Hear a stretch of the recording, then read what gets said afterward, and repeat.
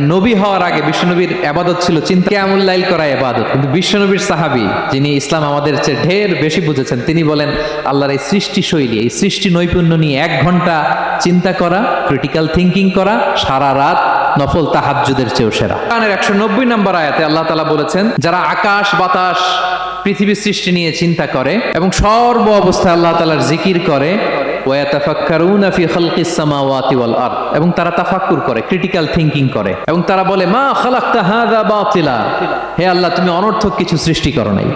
মনে রাখবেন এই পৃথিবীতে আল্লাহ তাআলা অনর্থক কোনো কিছু সৃষ্টি করে নাই, করেছে? ঠিক করেছে। এটা এর মধ্যে মানব কল্যাণ আছে না নাই?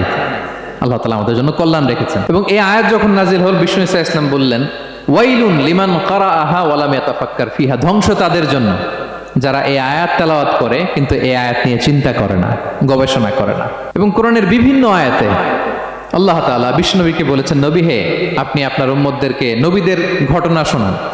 কোরআনের 3 ভাগের 1 ভাগ হচ্ছে ঘটনা। পুরো কোরআনের 3 ভাগের 1 ভাগ কি? ঘটনা, স্টোরি টেলিং। কারণ গল্প মানুষের মনে দাগ কাটে।